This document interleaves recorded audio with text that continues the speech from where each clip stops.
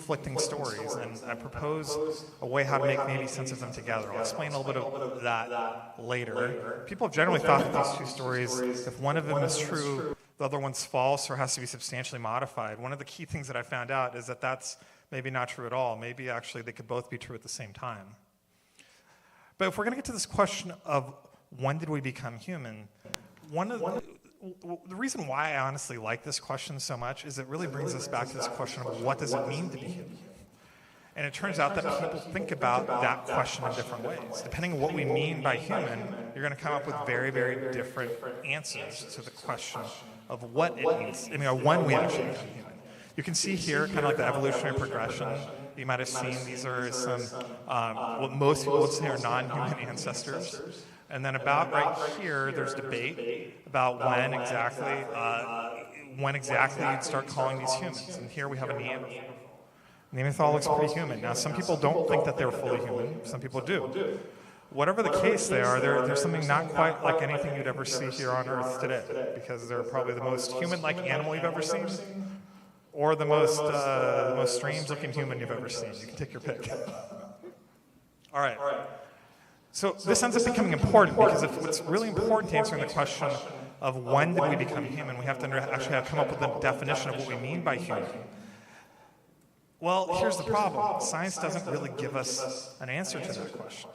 It doesn't really tell us how to define human. And if you talk to scientists about this, you'll find out that there's actually an immense amount of debate about this. And people are very passionate about it. And the reason why they're passionate about it is because this is one of those questions that oddly we really care about. And we don't actually have evidence that can really help define and say, well, okay, you're wrong. Well, there are certain wrong ideas out there. But there's also a lot of ideas that are just consistent with the evidence, and you can't really discriminate, and they're very different from one another. And it really comes down to this question of how are we going to define human? I'm going to try and make this a little more concrete.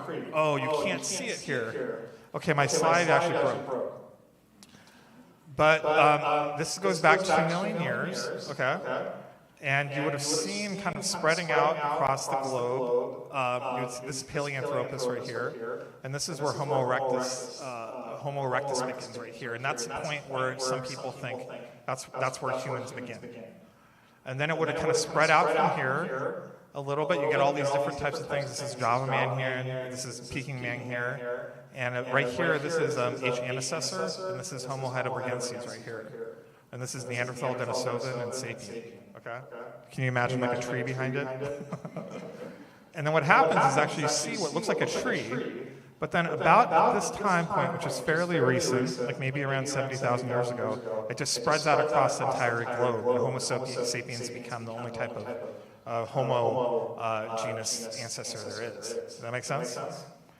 So what is human? From a scientific point of view, there's a range that people have put out at different times. On one hand, you could say it's the Homo genus. That's like number 5 up here. So if you kind of draw a line, you can say it's not human here and it's human there. That's one way to do it. Another way to do it is the common ancestor of Denisovans and Neanderthals and Homo sapiens. And if you're wondering, you're all Homo sapiens, right? Now, you might be part Neanderthal too, but when it gets right down to it, you're Homo sapien.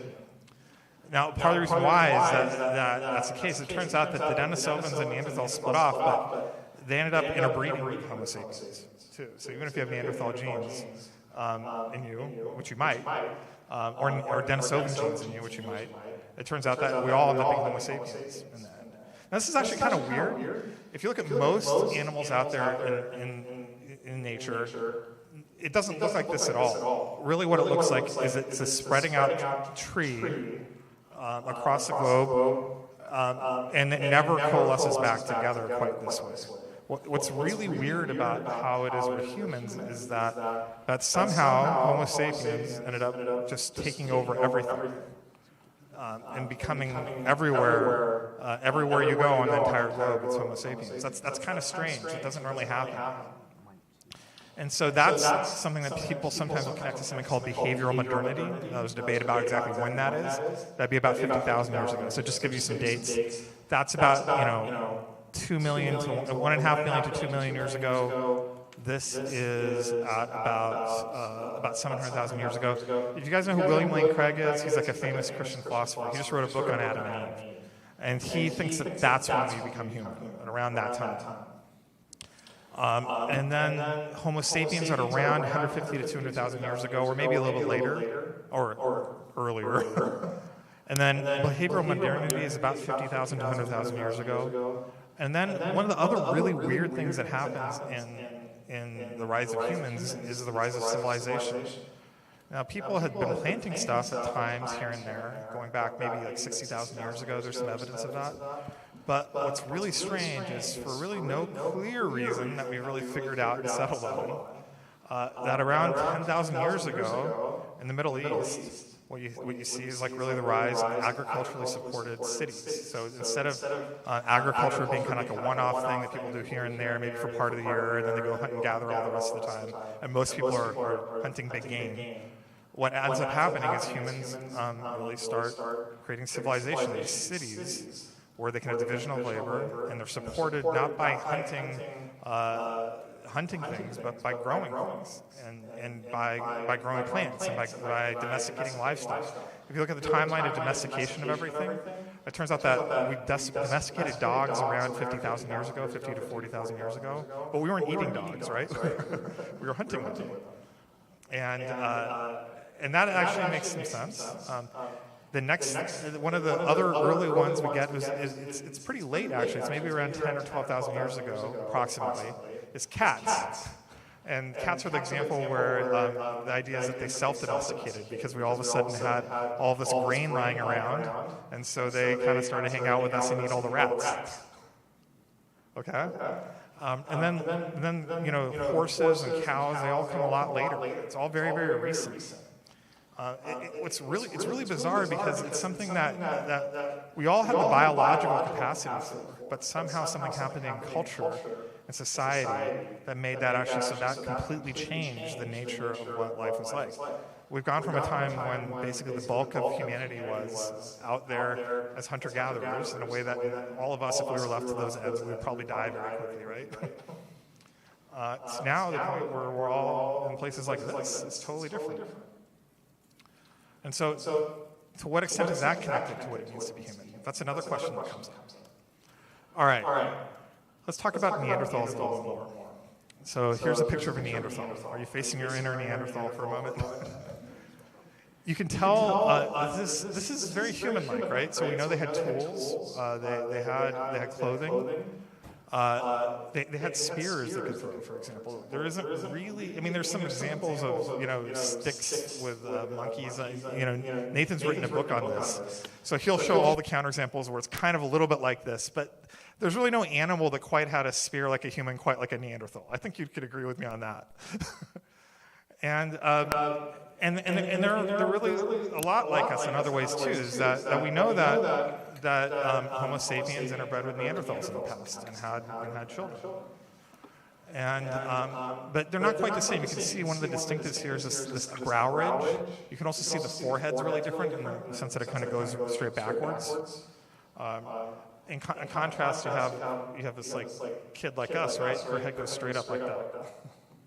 That's like one of the key differences. Another thing too is that the back of their head, which you can't see underneath the hairline there, would kind of stick out like more like a football. So like a Neanderthal head looks a lot more like a football, and a sapien head looks a lot more like a soccer ball. And of course, you do find people today that have brow ridges.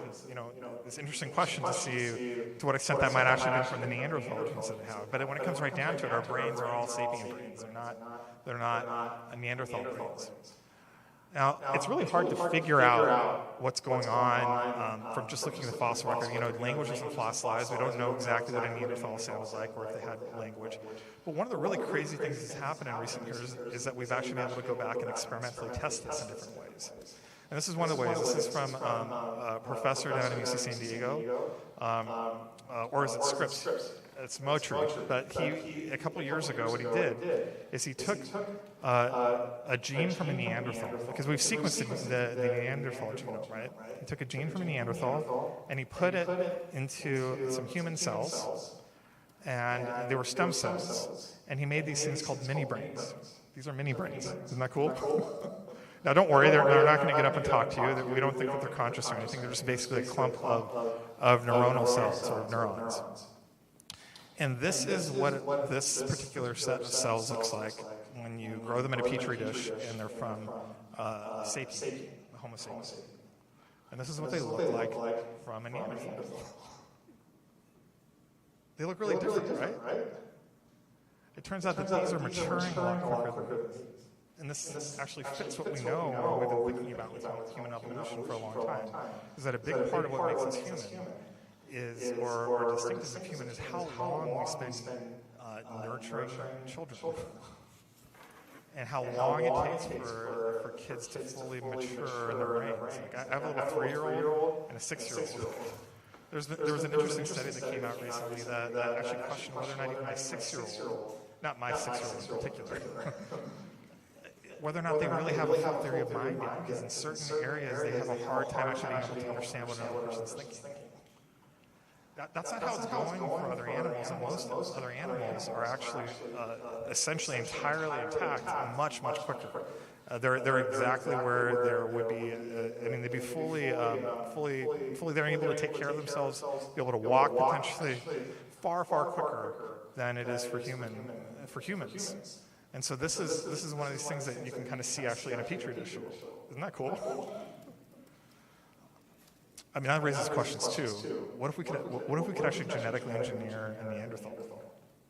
Should we do it?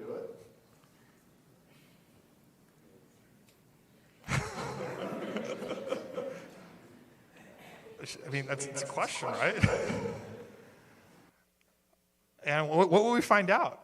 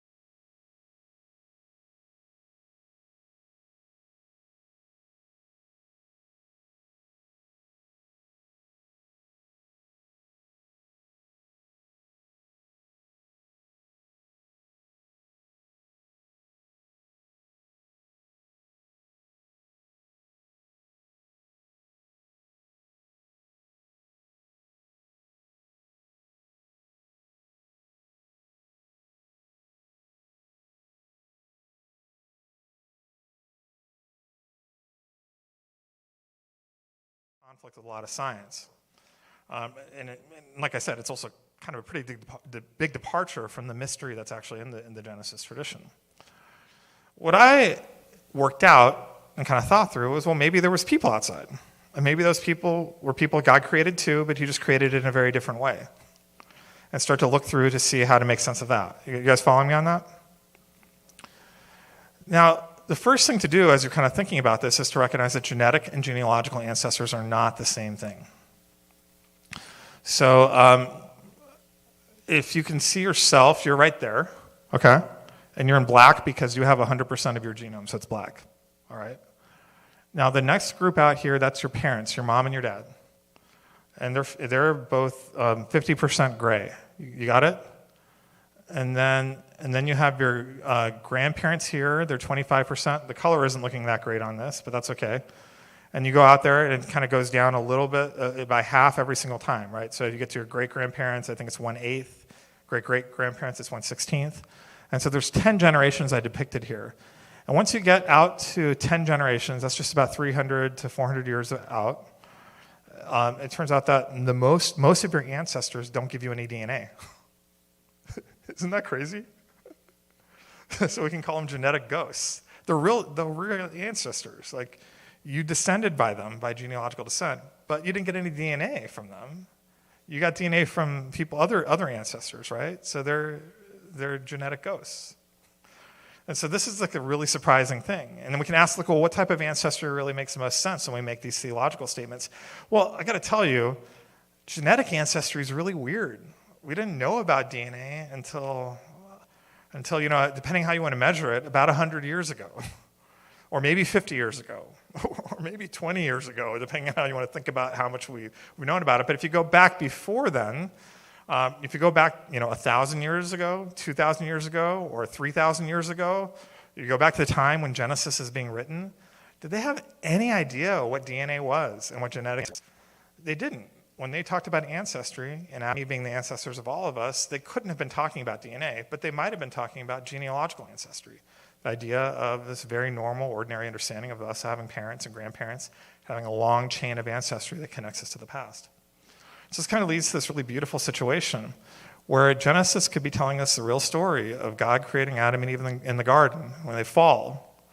And science could be telling us another real story about evolution, that God had created everyone by evolution, and that civilization rises. And as Adam and Eve's lineage interbreeds with everyone outside, we all become one people, so we all descend from them. But it's all talking about the same reality. It's just these two stories where it's just these two different ways of seeing the path that are both true. So when do we become human by that definition? It turns out that Adam and Eve, this is another big surprise, if they lived as recently as just 6,000 years ago, our best estimates from science would say they would be ancestors of everyone by 1 AD, before Jesus walks the earth. Isn't that crazy? That quick. So we're not talking about mitochondrial Eve. That's a genetic ancestor. We're not talking about Y chromosome Adam. That's a genetic ancestor. And we're finding out that they're not unique in the sense that there's actually many different couples that would have been ancestors of everyone. That's not a problem from a theological point of view, but what that means is that we can't really pin down when they lived. If that's what they are, maybe they lived 6,000 years ago, maybe 10,000 years ago, maybe 50,000 years ago. Really, any point in our history, they would be ancestors of everyone. And so it's something that it's a potentially important way to think about how we're humans, especially from a theological point of view, but it's something that's outside the view of science. So that's a cool idea about how you can think about what it means to be human. Now, different people think about this differently. Well, the key question to ask now is, were the people outside fully human? I would say they were fully human in all the key ways. There wasn't bestiality when they were interbreeding. They were fully in the image of God and all of that. They're just not the humans to which Scripture is referring. But other people might think differently. So that's where Bill Craig would say that Adam and Eve are much more in the distant past, maybe 700,000 years ago, because he sees evidence of human-like behavior about 700,000 years in the past. You see how we're getting back to this question of what does it mean to be human? And thinking about it from different ways and different angles. And this is just a grand conversation. It touches on these questions of what makes us different from other animals. And so we can ask this question asking when we became different. This is a really good movie if you haven't seen it. It's called Project Nim. It's going over what's called the Great Ape Language Experiments. And there's experiments that happened in the 60s of people wondering, well, maybe if we just took chimpanzees and gorillas and raised them in human families, they would actually be a lot more human. And of course, they don't have the vocal structure to speak like humans, so we'll just teach them sign language. And they tried this, and they found out really quickly that it didn't work. And this is kind of showing how that all fell apart. Another question that comes up, are we all the same type of human? This gets into questions of race and justice and how we've really looked at each other in ways that turn out not to be correct. I told you really early on is it's really kind of strange what happened and we all become Homo sapiens. A way how Alan Templeton puts it, who's a leading population geneticist at WashU, he says that we're all linked into the same common evolutionary fate. Now this is a surprise, because if you look at how animals are out in the world, that's not normally what's happening. You go to different parts of the world, you'll see different types of animals that even will look very similar but be very different, actually, very different genetically. Even chimpanzees, for example, there's around 4 different races of chimpanzee that are very, very different genetically and don't always even get along with each other. And that's very different for us, because all these different types of humans we're seeing are all the same race. We're all the same blood. We're all the same type. It's just not what you would expect, but that's how it happens to be. I just want to end with this last story about grandparents. This issue of how we're different from animals. Well, we are different from animals. We are animals on one hand. We're all mammals, but we are different than other animals.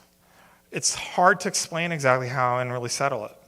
And it probably comes down to some key things about how we think. One thing that's weird that might be uniquely human is the idea of grandparents, but specifically grandfathers. So among killer whales, for example, or whales and elephants, they have like a notion of grandmothers, where grandmothers will recognize their daughters and their grandkids, because they have maternal units that will last for like whole lifetimes. But because the males leave and are much more transient, they don't have a concept of grandfathers. So they don't actually have grandfather. Obviously, there's biological grandparents, right? But they don't recognize each other. They don't see each other as the same, right? This is me with my son Caleb, and my father. When I was writing this book, my father passed away. He died. It was really sudden, and he died like in January. And that November was when these photos were taken, like in Thanksgiving. And, Cale will kind of sort of remember this at times, and we'll show him the pictures, and it'll kind of jog his memory. He'll remember going and feeding the ducks with my grandfather there. But, it's not just my dad and my grandfather. I actually have a grandfather, his great-grandfather, and I'm aware of like this chain of ancestry out of which I come, right? That's something that's really special. It's something important. It's something that's different about the experience of being human. Most of us had pets. I had a dog growing up. We actually, bred puppies and we sold them. Never once have I heard of a puppy on a vision quest to understand who his parents really were. That's just not what's happening for dogs, right? It turns out that it's very common. Not everyone who's adopted, but many people who are adopted, they want to know who their parents are. But why? That's part of what it means to be human, to understand that there's a history that we arise out of.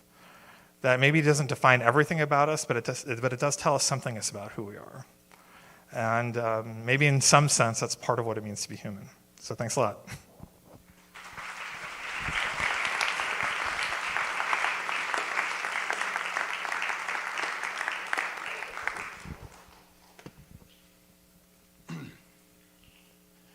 Okay, well, thanks very much, Josh.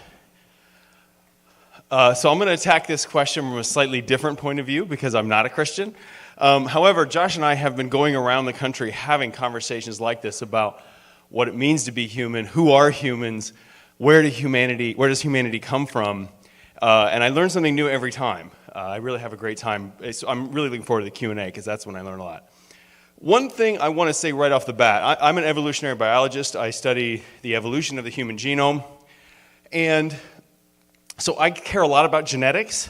And it used to bug me every time that Josh was up here saying genetics doesn't matter, it's all genealogy. I took personal offense at that.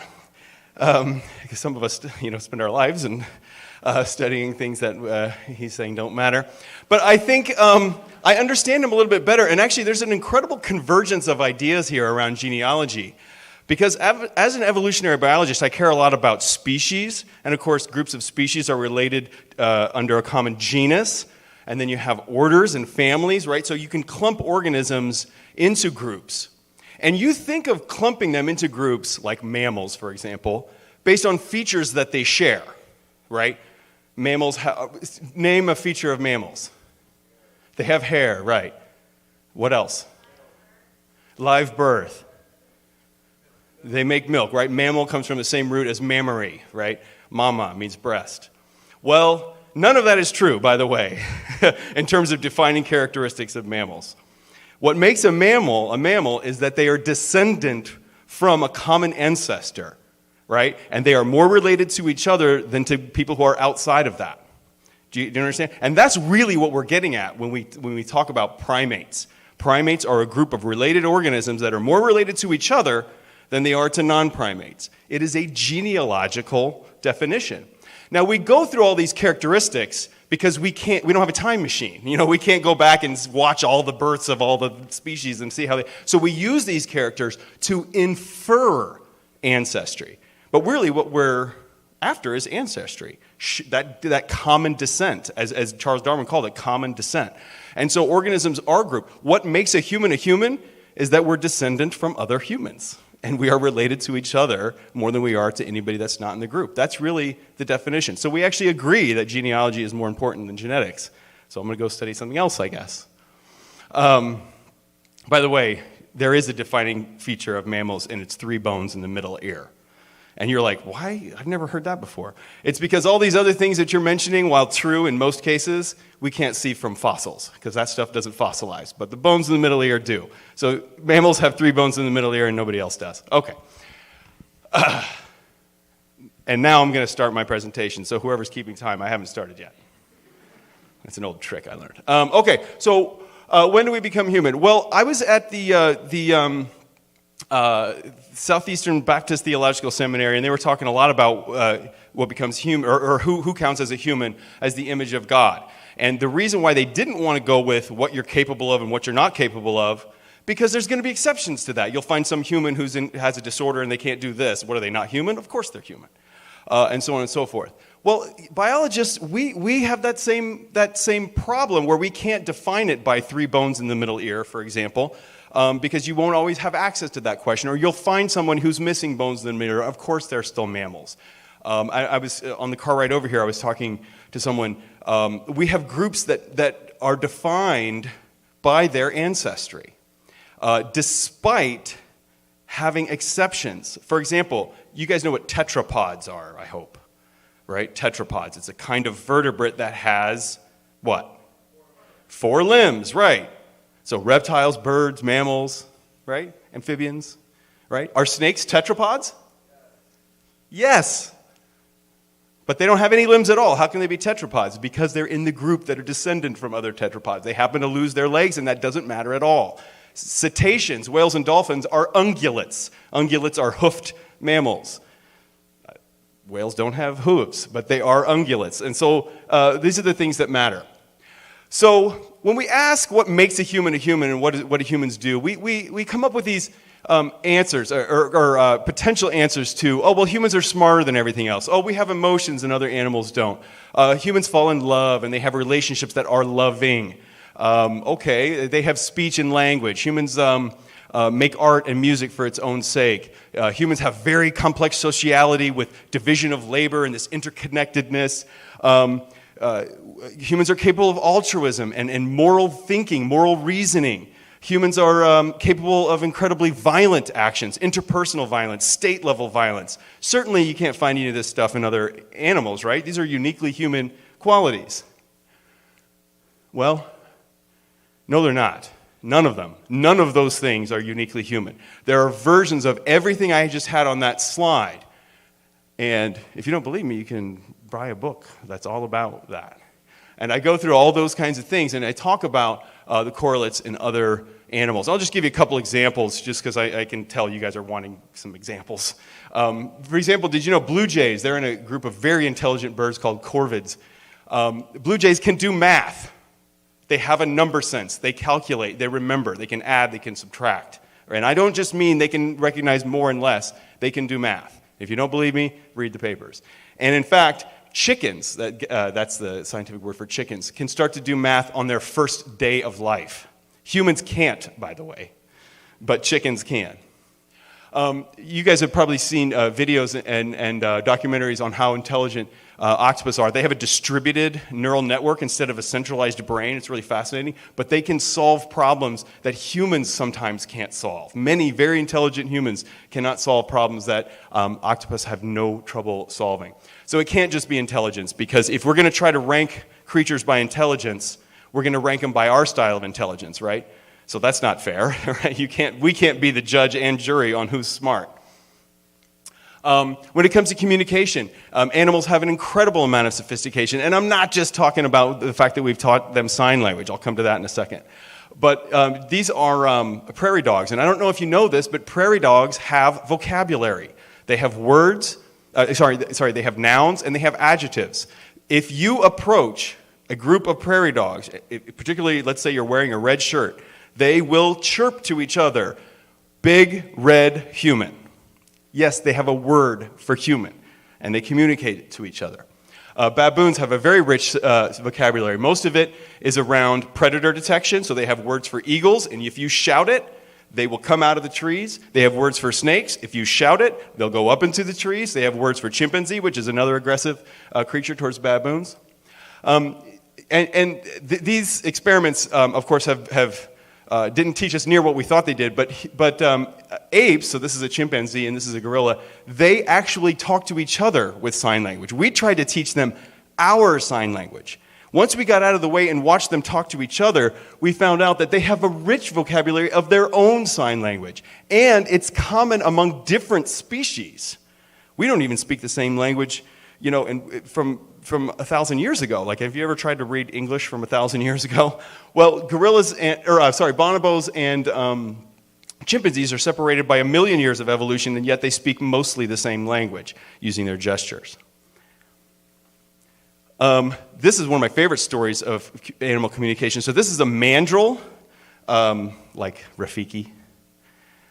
And this is a mandrill in a zoo in southwestern England. And this mandrill invented a gesture that says, "Leave me alone." And they just kind of face palm, "Leave me alone." And it spread through the group. And they all use this symbol now to communicate, "Leave me alone." And what's cool, we actually know a little bit of the origin of it, is because social communications in mandrills, like humans, begins with eye contact. And so by prohibiting eye contact, she ended the conversation before it began. But it's cool. It's fairly sophisticated. It was learned and then transmitted. So I'm not saying that's the same thing as Shakespeare. I'm saying it's the beginning of recognizing what we call referential communication. Okay, they don't have grammar, but that's important to us. It's not important to other animals. Animals recognize fair play and won't stand for it, so there's some classic papers on that. Vampire bats feed each other. When one member is hungry and another one is well fed, they'll actually feed each other. You can watch videos on that. So there is such a thing as altruism in other animals. It's generally reciprocal altruism, and we think of human altruism as bigger than that. But the correlates of recognizing unfair conditions long predate humanity. And of course, caring for one another is something lots and lots of social animals do. Okay, what about our darker instincts? What about violence and warfare? Surely humans are the only ones capable of that kind of evil, right? Of just destroying whole groups. Well, no, actually the other apes can be really, really nasty to one another. And I'm not just talking about interpersonal violence. They do murder one another from time to time, but they also execute organized raids. From one group of chimpanzees will raid another one in the cover of darkness for the purpose of stealing resources and also kill along the way as it happens. And this was a mass beating of these 3 chimpanzees ganging up and beating another chimpanzee to death in Africa. So they're capable of extreme violence too.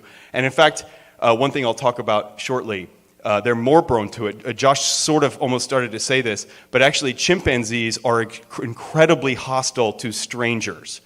So chimpanzee groups can only get so large because if you're not known, you're an invader, you're an intruder. So what you did this morning by going into Starbucks to grab a coffee surrounded by people you've never met before, if you're a chimpanzee, you wouldn't have walked out of there, right? They attack unknown people. They only recognize people that are in their group. So humans are less violent in many ways. So this begs the question, what are our big brains for if it's not for language and it's not for any of these other supposedly human qualities, purely human qualities? What are our big brains for? And make no mistake, we do have huge brains. They're 3 times the size of chimpanzees on average. Well, one thing to recognize is that it only got that big fairly recently. So a lot of the creatures that we think of as recent human ancestors did not have that much bigger brains than their predecessors and than other animals have today. The one big idea was, well, it's obviously for making tools, for making and using tools. So we started to walk upright, and then our hands were free, and we started to make and use tools. We are not the only animals that use tools. We are not even the only animals that fashion tools. It was discovered not that long ago that chimpanzees will use tools to fish for termites, but they will also fashion the sticks to fish for termites. And the cool thing about this is if you watch different groups of chimpanzees, they fashion their tools differently because they learn from one another. So this isn't genetically programmed. It's cultural knowledge to use these tools to fish for chimpanzees. I mean, that's not that far from a stone tool. And remember that stone tools are just what's been left in the fossil record. Right? Plenty of other tools made of more biodegradable materials. We'll never know what there were. We're not even the only creatures that will control and use fire. So this is a hawk in Australia, and that hawk set that fire. So hawks will do this in Australia where they'll look around and they'll find spontaneous wildfires. It's very dry during the dry season, and lightning strikes will cause small brush fires. They will go in and grab a burning twig, take it somewhere else, drop it, and let the fire start, and watch all the little rodents go running and scurrying, and they go in and eat them. So these are called fire starter hawks by the native people of Australia. And they have been calling them that for how many thousands of years before only white people actually started to look and watch. Like, oh my God, they're starting fires. The fire starter hawk starts, oh. Anyway. So a lot of people are now talking about what we call animal minds. If the mind is the product of emotions and calculations, inputs, recursive inputs, then animals probably have minds. And now animal biologists and evolutionary biologists are actually taking this notion much more seriously, as the mind is a collection of inputs that result in some sort of output. Now, ours is very recursive. We don't do a lot of this introspection. We don't know how much other animals do, but they certainly do some introspection.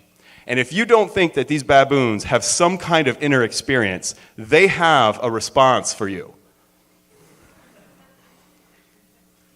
Okay. So now let's talk about some things that definitely are human unique and what that might mean. My favorite fossil, I have lots of favorite fossils, but if I had to pick one, is called the Old Man of Dmanisi. And this is my favorite fossil because, first of all, he's really old. He lost his teeth, we don't know when, but he lived without teeth for at least 2 full years because his mandible had completely healed over. It takes at least 2 years for it to have healed this much without teeth. Okay, so you might think, well, that's just an old guy with no teeth. Old people don't have teeth. Well, this fossil is from almost 2 million years ago. This is Homo erectus, brain half our size. How do you live in the days before fire and any soft, nice, domesticated food? How do you live without teeth?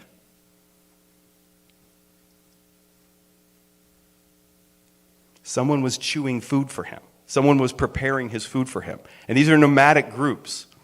Why were they doing that? This burden to his group. There's no way that he was a very effective hunter or gatherer in his advanced old age with no teeth. And by the way, they didn't lose teeth as early as we do. He knew things. He was a wise old man. Just by virtue of his age, he knew things and he was important to the group. We did have this respect for elders because of the knowledge that they had and that they shared with the group. And I don't think it's too much of a stretch to say he was probably a grandfather, to dovetail nicely on. By the way, we don't practice this stuff. Sometimes we riff on each other just by accident. But the Old Man of Dmanisi was, I considered, the oldest example of human compassion.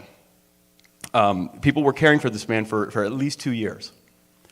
And this introduces, so this is talking about grandfathers, but we've been revering grandmothers for even longer because we have a biological process that actually creates grandmothers, the role of grandmother, and that's called menopause. So at a certain point in life, human females stop their reproductive capability, but they continue to live, of course. Why? Because instead of creating more offspring that will just compete with each other, they invest more in their offspring and their offspring's offspring.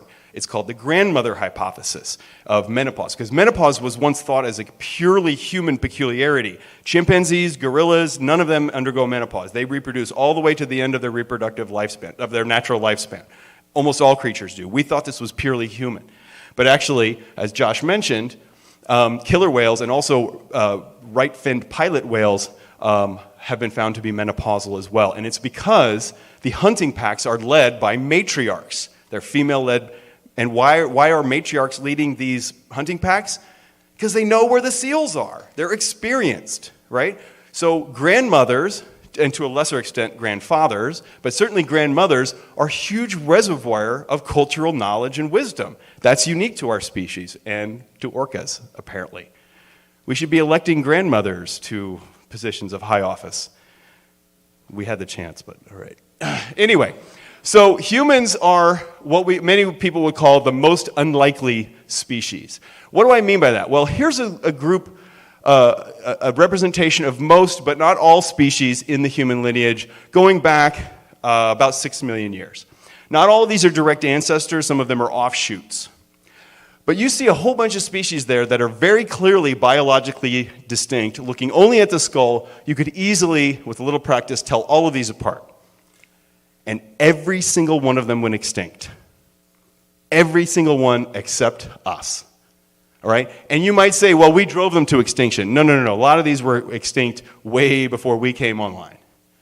And each one of them was the smartest thing the world had ever seen by our standards. And yet they still went extinct. We were on the razor's edge of extinction many times in our history. We are a very unlikely species.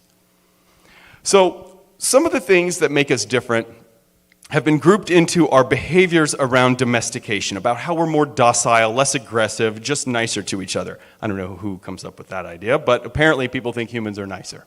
Well, the idea came as, well, maybe we're the product of our own domestication. Maybe we domesticated ourselves the way that we domesticated wolves from dogs, which is to get rid of the bad ones and keep the good ones. You might think of this as a silly hypothesis, but actually, in the world of anthropology, it's picking up a lot of steam. Because what we've seen is prosociality, meaning caring about people, is actually an evolutionary benefit if under the right conditions. And those right conditions seem to be the conditions that early humans lived under. And I'm going to talk about that paper in a second, so let me just get to this part about self-domestication. Well, self-domestication is not just some crazy idea. Scientists have actually looked at the features of domestication, and what we found is there's some anatomical things that seem to come along for the ride. So ears get floppy during domestication. Faces get smaller. The teeth get smaller. And you can see they get less projecting. Thickness of the jaw. These are all the things that we see in every species that we've domesticated. Cows, horses, dogs, cats. There's some characteristic anatomical changes that happen. Probably not on purpose. It's probably some sort of byproduct of domestication.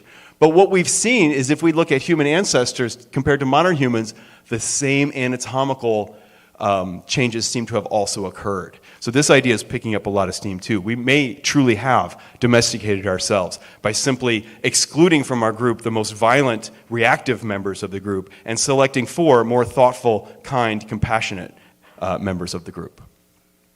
We've also seen through studies of changes in our face, so this is an archaic modern human, and this is a fully modern human.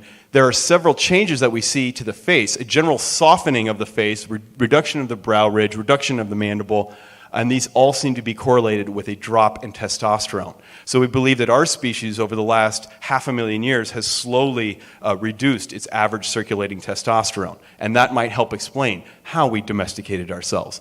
Basically, we're not hypertestosterone jerks anymore, at least not all of us. So if we look at the major milestones in human evolution, so the biggest changes that have happened, we can break it down into these categories, okay? the division of humans and the lineage that led to humans broke off from the chimpanzee lineage about 6 million years ago. So that was obviously a major milestone because now we're set in a different destiny than the chimpanzees. The chimpanzees have then split more recently into two species, and of course, as you know, there was a lot of adaptive radiation in humans. By the way, the reason why this tree is so bare is because we just don't know a lot here. The reason why is chimpanzees never left the rainforest, and rainforests are terrible environments for fossilization. When a chimpanzee dies in the forest, it decomposes to absolutely nothing, no bones, no nothing. But we left, and when we left, we entered more dry climates, the grasslands and so forth. We started to live in caves and things like that. So we have a rich fossil record, but there's no reason to think these trees wouldn't have been just as bushy. We just don't have any evidence. Our ancestors were fully bipedal by about 4 million years ago. Long before any expansion of the brain, we were upright walking apes, although we were still capable of walking in the trees. We started making tools by about 2.5 million years ago, so these are simple, what we call Oldowan technology or Oldowan industry tools, and the Acheulean tools are much more recent, but these are bifaces, and these are not composite tools though, so they're single pieces, usually called hand axes in most cases, or choppers. Controlled use of fire dates only to about 1.5 million years ago. It's possible that we did use fire before that, sporadically. Whenever we would find it, we might take advantage of it, but controlled use of fire, there's no evidence older than 1.5 million years. Our cranial capacity starts to really explode about 1 million years ago. This is sometimes called the hockey stick graph for that reason, but 1 million years ago it really starts to expand. So something here started to really select for smarter and smarter and smarter creatures, and if you ask me, it's the social structures, the complex social structures, the fact that we can maintain so many different kinds of relationships. That takes a lot of cognitive capacity. What we call so about 65,000 years ago is generally where we start talking about behavioral modernity. And so what you have now are things like cave art, body paint, mortuary burial. So there was intentional burial before this. Neanderthals certainly buried their dead, at least on occasion, but there doesn't seem to be any evidence of mortuary practices, grave goods, and so forth. So this is a fully modern behavior. Hearths, music and dance, composite tools, so those are tools made of two different pieces, permanent dwellings, jewelry. This all starts around 65,000 years ago. So something pretty different. If I take that off there for a second, something pretty different happens at this point. And most people think that it was the emergence of complex language. What does language do for you? Why does language all of a sudden allow you to do all this? It allows you to have a reservoir of knowledge. So you don't have to recreate everything. You inherit the knowledge from the generation before, you add new knowledge, and it keeps growing. It's called cumulative accumulation of cultural knowledge. And we think language was the impetus for this major shift that happened. But I would argue secondary to that's secondary. It was actually the complexity of our relationships. I don't have time to go into all of that. But we were fully modern by the time we started settling down into civilized life. The only tweak I would make to what Josh told you, he was absolutely right that farming started in the Middle East around 10 to 15,000 years ago, but it also started 6 other places around the world at almost exactly the same time. It's kind of eerie. In the New World, in New Guinea, these are really isolated places. In East Asia and in Central Africa and the Middle East, basically everywhere where humans were living except for Australia and Europe, farming was being invented. Different things were being farmed, but farming was being invented by people around the same time. Kind of amazing. And then, of course, the beginning of nation states, which really did seem to begin in the Middle East, but it's also started other places as well. Okay, that was already up there. Okay, so some of the ideas that I've already talked about, I've talked about survival of the friendliest. This is an idea that actually prosociality might have been intentionally selected for, not an accident of something else. Cultural evolution, the idea that knowledge was what matters more than genetic evolution. And if you think about it, that began with the creation of tools, right? We were offloading the work of our body onto a tool. The same thing with fire. We were offloading the work of our stomachs to this tool that we were then using. And the pace of evolution just refers to the fact that cultural evolution overtakes genetic evolution by a factor of about 100. You can change so fast based on that. cultural group selection. So this is the idea that we don't really live and fall based on our own merits anymore, but by the merits of the group that we're in. One way that this is sometimes referred to as, yes, competition works within groups, but more cooperative groups beat less cooperative groups over time. So the more cooperative you are, the better you are, even though if your particular contribution to the group might not be that great. You know, it's like if you sit on the bench for the championship team, you still get the ring, right? You don't have to play a minute of the game, and you still won, right? So it's the same thing with cultural, when we have these big complex groups, none of the individuals have to be all that great. It's the way that the group works, and so on and so forth. I think I've said all of this, and I'm probably about over time. Anyway, so that's what I have for you today. The last thing I wanted to say, as I alluded to before, is one thing that does seem to be uniquely human is this notion, this new relationship that doesn't seem to exist pretty much in any other creature, and that is what we call the friendly stranger. In any other social group, you have to get to know the members of the social group, and then you're fine, if you're trusted members of the group, the tribe, the pack, or the whatever. But if you take a member from one group and put them in another one, they'll be killed in most cases. And so when zoos do this, they have to do it super slow and like isolate them and put a fence between them so they can smell each other. Like mammals just are often very hostile to each other when they're not accepted members of the group. Now you're thinking all of your dogs and cats, but those are domesticated. That doesn't count. They're like us. But the point is that we have this concept of the human stranger. You can see somebody that you've never seen before and give them a nice smile, and they smile back at you. If you smile at a chimpanzee, well, you guys probably know that if you smile at a chimpanzee, that's an act of aggression. Anyway. Okay, so that's all I really have for you today. I wanted to talk a little bit about cultural evolution, but we ran out of time and why it's so much faster than genetic evolution. But if you want to read more about that, then there's another book you could read. Thanks very much. I appreciate that.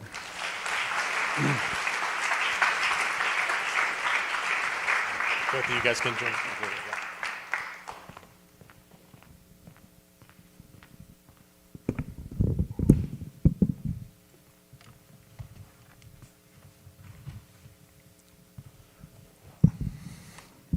Great job, Nathan. You too, Josh. This is super fun. Oh, hello. I could just start screaming. Okay, here we go. I suppose for my mental sanity, as I look at the Google Doc, we have a couple of questions that you guys have submitted. So thanks so much. We're going to take about 20 minutes for question and response from our speakers. And if we get through a couple of these, then we will have some time for folks to approach the live microphones. So the first question that came through for Dr. Swamidas is, how do you reconcile the outside the garden idea with what is said in the book of Genesis? Where do you think that idea could fit into Scripture? That's a great question. So I write a lot about this in my book, and what's nice now is my book's been out for over 2 years now. So there's even a lot of theologians that have actually responded to it, and people who are exegetes, or it's a word I learned. It means a person whose training isn't actually how to read Scripture. They read Hebrew and all of that. And what I'm finding out is that the stuff I'm saying here is actually in the text of Genesis. It's not really that surprising when you really study it. And more than just that, it's also a part of the interpretive tradition. People have been wondering about these things from long, long before I certainly wrote my book, from long before even Darwin wrote The Origin of the Species. And so where you see it, for example, is in Genesis 2 and 3 and 4. Those are the key places where you see it. I wrote out about 7 or 8 different things in one chapter of my book, but if you look at Genesis 2, I was raised young earth creationist, and that's really what made most sense to me when I was growing up and how I was taught. And even as a young earth creationist, I would really read it and be wondering, well, why is there so much effort put into like demarcating the location of the Garden of Eden, and that it had boundaries? I mean, it's in a fairly small place. If you read the Hebrew, there's like the Eretz, which is a larger area. There's the Adamah, which is kind of like the red earth area. And then there's the Garden of Eden. And Eden's actually a larger place than the Garden of Eden. And it's in this tiny area, and they're like kind of saying, it's kind of like, well, the Garden of Eden's over there. Like you go over the corner over there and make a right and a left, and there it is. And then at the very end of chapter 3, it talks about how the fall comes. They're kicked out of the garden, and it says that a single angel is put there to keep them from entering back in, which means that it's not a very large place either. And so people have wondered for a very long time then what was going on outside the garden? The story of Genesis really seems to be culminating in this tiny, narrow little place. But there's a larger world out there. What's going on out there? And then as you're kind of having that question as you read through Genesis 3, then you read Genesis 4 and you find out about cities. And you find out about things that are far larger and bigger than what's there. And so it's just a very natural reading of Genesis. Will just kind of leave you wondering about, well, it's telling us the story of Adam and Eve, but there's also people outside the garden. Who were they and what's going on with their story? And they just always end up in the peripheral vision of the story because that's not really what the focus is. But that's where, I think that's where there just ends up being a lot of space to make sense of this. I have a question for Dr. Lentz. Can you speak to the accuracy or inaccuracy of carbon dating? There were a lot of examples in your presentation that had relatively specific dates. How can we trust that? Well, I'm not actually a radiochemist. But most of the dates there would not have been by carbon dating anyway, because carbon dating only gets you back 80,000 or so, 80,000 to 100,000. Yeah. Certainly not millions of years. So those kind of dates are done with usually potassium-argon ratios and other things like that. So the dating systems, one thing to just remember about dating systems, I'm not a radiochemist, so I can't tell you all about how they work. I know it works by radioactive decay, which is at a fairly steady rate. But what's interesting about the dates is that the different kinds of dating mechanisms we use operate on totally different principles. So it's not that we take one and extrapolate over and over and over to get these different systems. These come to us in a whole different, the physics of it is entirely different. There's things like magnetic pole reversals that you can actually measure back in time. Glaciation events leave, telltale signs and a timeline. So it's a convergence of dates. And the dates I'm giving to you are what we would call consensus dates. And those dates get refined as more and more data come about. The different dates of a particular fossil or group of fossils, when I say that they get refined, it's not because that one's this, and then this time they tested it's this, and it's all over here, and we zeroed in on the true value, the true age. Different means. But generally, fossils are dated by at least two means before they're accepted, because you could get silt and other things in the fossil that could throw off your dating. So just so you know, the science of dating is very meticulous because they know how easy it is to get these things wrong. And there have been errors made that threw the field into disarray. Littlefoot, the famous fossil in South Africa, where they got the date way off. And it really threw everything, and then as they got more and more, they saw, okay, it was the date wrong. We weren't wrong about the phylogeny, which means evolutionary history. We were wrong about the date. So that does happen, but that's what's great about science is that it's self-correcting. Over time, none of us is perfect, but as a community, we get closer and closer and closer, and we're always looking to criticize each other friendly with data. I would also just say you were asking about carbon dating in particular. That only goes back about 400,000 years, but it all really depends on the range. So, if there's any follow-up questions, I'm happy to explain some more about why, for example. Once you get to the very end of the range, you can get very inaccurate. So you could take something very, very old, and it will look like it's just 80,000 years old or so, because you're at the limit of detection. Yeah. So it would be extremely bad at the limit when you get past that point. But if you're talking about something that's like 5,000 years old, 10,000 years old, it's far, far more accurate, because it's not at that limit of detection. Thank you very much. So I think I appreciated your comment about science being self-correcting, and we talked at the beginning about the Veritas Forum being a place where we can kind of get together to try and pursue the truth together. So I'm going to ask you each one question, maybe in the frame of self-correcting, and then after that, I'll actually open it up for folks to ask some live questions. Would each of you take just a couple minutes and share, put on the big humility act, because I wouldn't want anybody to ask me this question. What's the thing that maybe is most challenging for the way you think about this subject from what the other person has shared? Like, what's your admission of this is the part that makes me go home and keeps me up at night a little bit? Of course he wants me. Yeah, make him go first. Of course he wants me to go first. Well, I will admit see in the fossil record around 65,000 years ago really does concern me, fascinate me in the sense that we go from being fairly unsophisticated to rapidly sophisticated fairly quickly in the fossil record.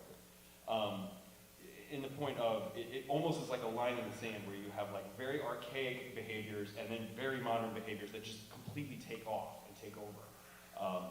And so something happened there, clearly. And so that obviously consumes me. But one thing that is interesting to me is that you do see some of the modern technology within little flashes older than that. But they were what we call ephemeral, they're one-offs. So all of a sudden you'd see a biface instead of a monoface on the blade, but just one. So you can see that there was some tinkering, some experimentation, but I think not all the brain parts weren't all juicing together right. And we do think it was a reorganization of the brain, not growth.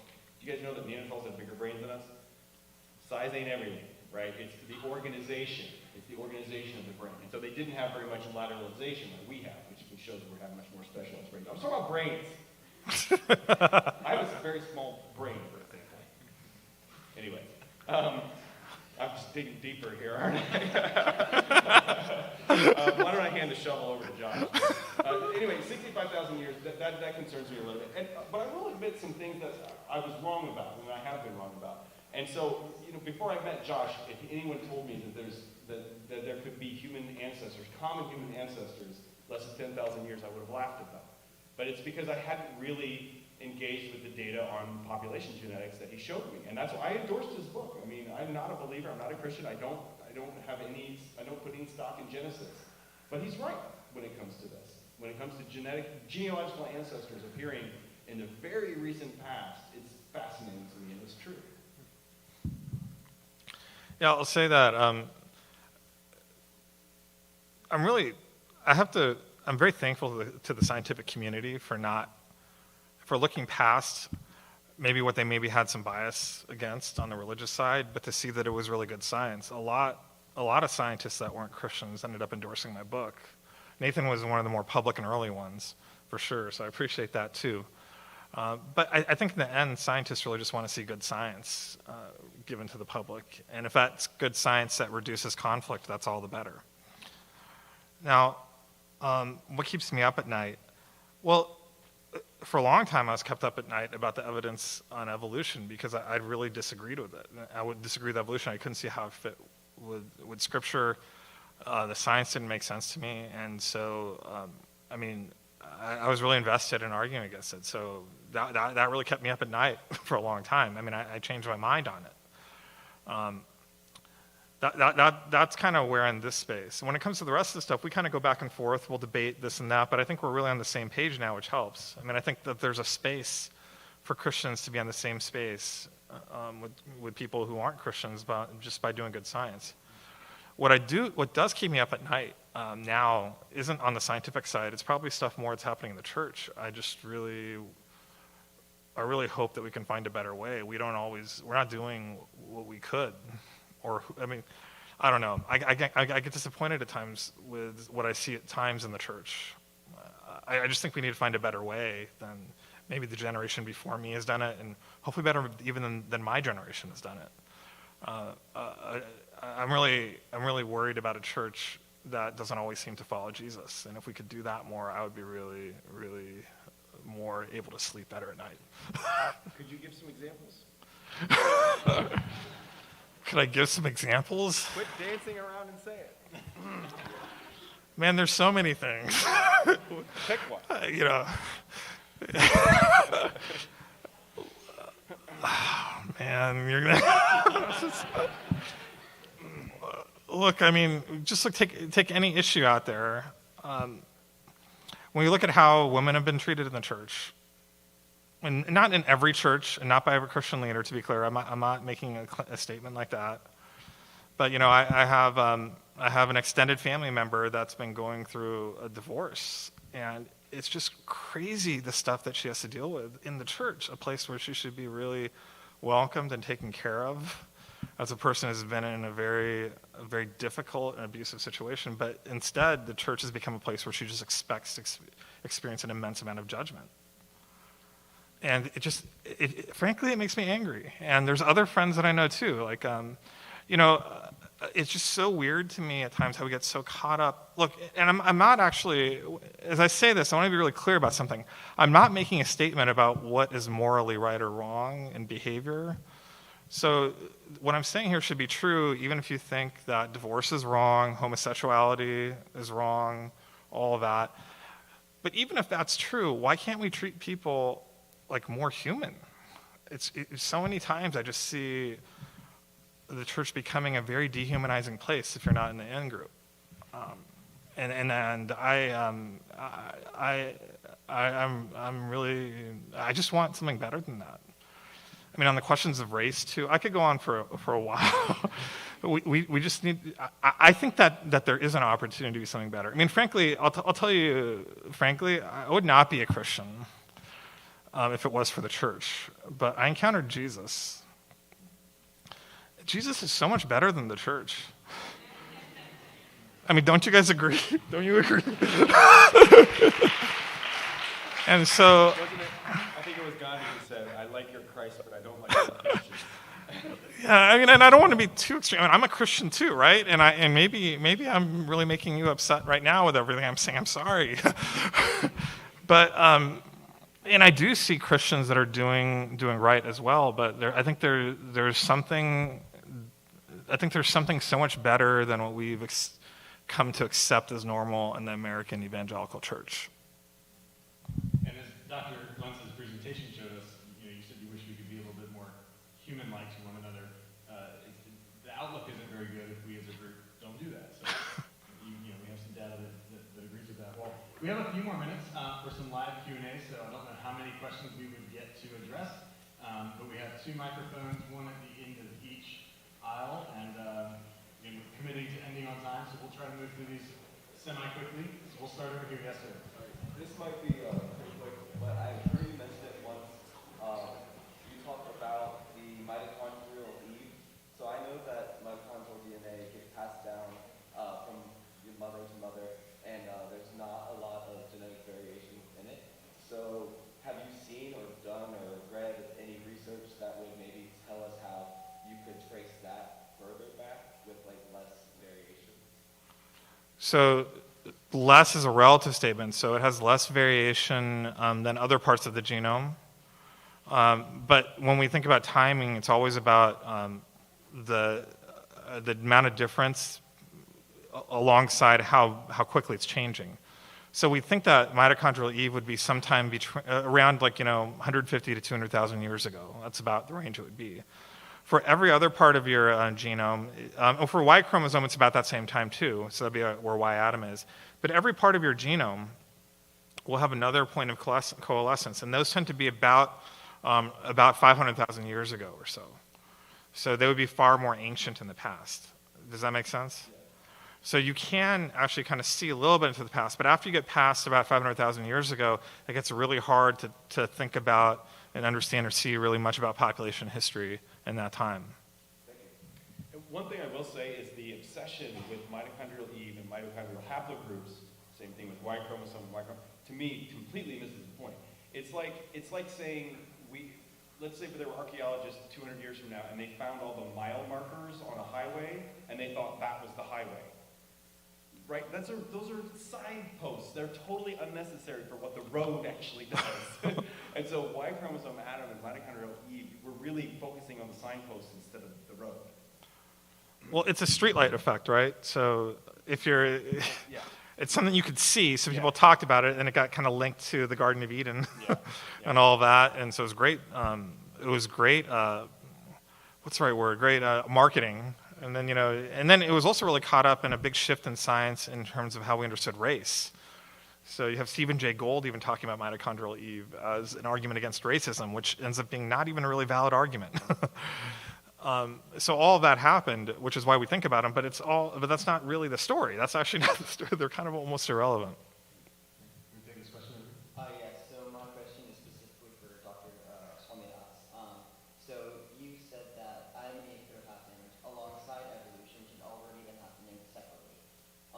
We know from the Bible that the consequences for sin is death, and that without the storm of blood there can be no forgiveness, that death is an innately spiritual circumstance. Evolution requires death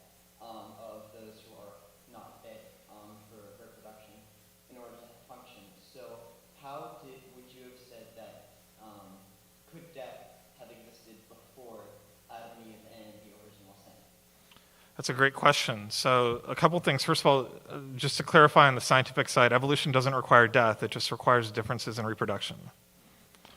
That's a key thing. And it doesn't require suffering. It just requires differences in reproduction, okay? Now, as far as there being death before the fall is what the question you're talking about is. We're talking about physical death before the fall. That ties back to Romans 5 and how some people interpret it in fairly recent times. If you go back to the church fathers, almost all of them thought that there was animal death outside the garden before the fall. Augustine actually makes no bones about it. He thinks it's ridiculous to think that there was no animal death before the fall. And if you look at what Romans says, it's not saying that there's no death in the world. It's saying that it's saying that death came to mankind. And the question that rises too is what type of death? Now, I'm of the sort where when I read Genesis, I think it's talking about physical death. That's how, and that makes sense, because if it's talking about Adam and Eve's lineage, it's saying that Adam and Eve's lineage didn't know death until they sinned, and then that came to them. But that's not talking about outside the garden. I would even say the direct teaching of Genesis is that they exited the garden, and what did they find outside the garden? They found death. So there was death outside the garden before the fall. That just wasn't their world. So that's how I would make sense of it. But other people make sense of it in different ways. So Augustine would have disagreed with me. He would have said that actually that it's very clear when you read Genesis because of the way how God tells Adam that the day you eat of it, you will die, but then he doesn't die that day. He dies like 900 years later or whatever. He'd say, well, that's evidence that the death that he's talking about is spiritual death. He did die that day, spiritually. And in fact, from God's point of view, that's a more literal death than physical. I think that there's some truth in what he said, even though I don't fall down on that in the end. I think that there's some truth there. I think it's kind of a mistake to take an overly rigid and naive reading of Genesis, which departs from church tradition so much. It's better to actually have it speak to us, maybe tell us things that we didn't expect or even want to hear from it. We'll take no more new people, new questions, and we'll try our hardest to get to you three that are here. So we'll take yours over here.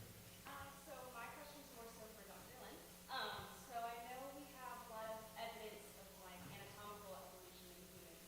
So how would you, I guess, explain the human psyche? Like, is that something that is susceptible to the mechanism of evolution? And if so, then like, what selection pressures will allow for that? And is it really a survival like advantage? I mean, this is consuming the entire field, really, of anthropology, because behaviors don't fossilize the way that anatomy does. So we have to infer what ancient humans were capable of, right? We do that by what they made and how they lived. So did they make artwork? Did they wear clothing? And that's one of the reason why cultural evolution really does offer all of this fitness, to use your words, or survival advantage, much more than genetic evolution is just look at how humans can live in every climate around the world, from tundra to rainforests to deciduous forests to deserts, everything in between. There's humans. There's no other mammal that can live in all of those climates. Why? Because it gets cold and we put clothes on. But that's cultural evolution. That's a trick that we learned and that we passed on and that will be passed on. And so you infer what the brains were capable of and what the behaviors were, and what the psyche was based on what they did, what they created, what they put on themselves. And when I say they built hearths, for example, I don't mean they just built a fire. They made a place, a semi-permanent place that fires would go to in which you could rest other things on and cook them and so on and so forth. Like, that's a lot of sophistication. Unfortunately, we know we're just getting a tiny glimpse of what they could do because the only thing that survives are really hard things like rocks and bone. So we have to just infer. But we know, for example, that Neanderthals put red ochre, it's a pigment, on their bodies in very specific ways. Now, why did they do that? It certainly wasn't camouflage or anything like that. They're painting parts of their body red. Why are they doing that? They're burying their dead intentionally. Why are they doing that? They're living in caves. Or, we seek out dwellings, for their shelter and things like this, and we construct new dwellings.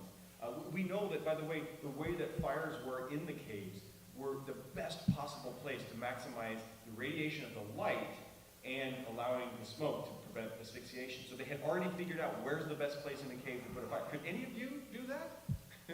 Could any of us do that? Right, no, but, so it's not in our DNA to know that, because most animals learn because it's instinctual, it's in their DNA. We learn by teaching each other. And one way I heard it put that's really smart is, all animals learn, but only humans teach intentionally. So we have to infer that humans were learning from each other and teaching each other, and we have to assume that this goes back at least 2.5 million years or 3 million years. Why? Because the stone tools, the old one stone tools, I showed you some examples. You know that those have been found Central Asia, East Asia, Africa, Europe. So as humans migrated out of Africa, they took the technology with them. It's not a coincidence that they look exactly the same everywhere in the old world. It's because they were teaching each other. You know, and that's a very, very sophisticated thing to do. I'll just add that question of where the human mind comes from is one of the grand mysteries of origins. Have you guys ever seen the Jungle Book or read that? There's a world out there, kind of like a Disney movie, where all the other animals have human minds, or like the Chronicles of Narnia. You go to Narnia, all the beaver has a human mind, right? They're all humans. That could have been the world that we lived in, right? It's not. It's just not. That's not the world we live in, and that's bizarre. It's strange. And I would say we don't actually have a good account yet. And we may never, because this is one of those things that might be that we just don't understand. There's something strange about us as humans. We'll see if we can get to the last question here. Yeah, so my question is for Dr. Swamidas. I've seen a lot of Christians say that the uniqueness of humanity is kind of evidence for God, right? You look at us as we're just so distinctly different from every animal. And a lot of times that links to this idea of the image of God, that God made us in a special and unique way. But as you've seen from the presentation tonight, we're not perhaps as unique as we thought we were. We do see morality in other animals. We do see communication in more sophisticated society than we at first thought. This leads me to question the idea of being made in the image of God. Do you think that in Christian theology, the imago Dei can truly be reduced to any biological characteristic? Is that primarily what being made in the image of God means, like a biological characteristic, or is it, I guess, more of a status or something else entirely? So when I started this project, I was probably like how most people are here, like really caring about the image of God, but being generally ignorant about it. And then what happened is I actually started gathering scholars to talk about this to make sense of it. Nathan actually joined me in St. Louis with a group of about 30 different scholars to talk about this idea, which is kind of cool, right? Like you were like the one atheist there, or not the one, but no, there was a couple others, but like, and anyways, as I've been talking to theologians and exegetes, I found out that, as scientists, we're kind of wrestling through this question of we don't really know even what a human is and how to define it. I found out that there was something similar going on with the theologians and the exegetes. They all disagreed about it. And so some of them really understood in terms of human uniqueness, but most exegetes, those that are really focused on studying Genesis, were vehemently disagreeing with it and saying that is not what it's about. Really, and that they would argue is that it's actually a special calling that we're given that has nothing to do with our abilities, or at least it's not something you can directly connect. And there's also others that will focus on like a more relational understanding of it. And then there's everything in between. And it's a big, I think what's going on is in the question of the image of God, there's been a long history of contemplation, of contemplating really what it means to be human. And when you approach a grand question like what it means to be human, whether it's under the guise of the image of God or not, you should expect all of our simple answers to be unsettled. And so I think it's not, the way I really understand it is it's not a sign, the fact that they can't agree is not necessarily evidence that there's nothing there and there's nothing real. It's just that we're trying to approach something grand that everyone kind of has a different part of the elephant. And we have to kind of figure it out together. So my instinct is to say, well, I have my thoughts on it, but I'm a scientist. I'm a mere scientist. I'm not sure why you should care what I think about theology. Let me just try and help you as a member of the church or outside the church, or just understand what the science actually says and what it really presses on things and where it doesn't. And maybe we can have this grand conversation together about what it means to be human and what it means to be in the image of God. And the only thing I would say, I could do it quickly, is that my my advice to theologians working on that would be, don't peg it to any abilities or faculties, because then you're at the mercy of what we happen to know right now. And 10 years from now, we're going to know different things about those faculties and who has them and who doesn't and where they came from. And so I think that unless you're constantly going to be chasing behind science, which I encourage you not to do, because that's where things have gone wrong. Listen, I don't think science has all the answers to everything, but I think we have something to be questioned. But don't peg it to faculties or abilities. And to bring it full circle, we're all descendant from a single population that unites us as a species. We're all very closely related. And as Josh's work shows, we're way more closely related than we think we are.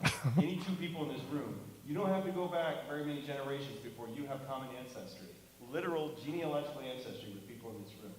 Pretty much everybody in Europe is descended from Charlemagne. I'm not kidding. Pretty much every inhabitant of Europe is a direct descendant of Charlemagne, almost certainly, like 99%. We're really closely related. And that should be enough. Well, could you guys join me in giving our presenters a round of applause?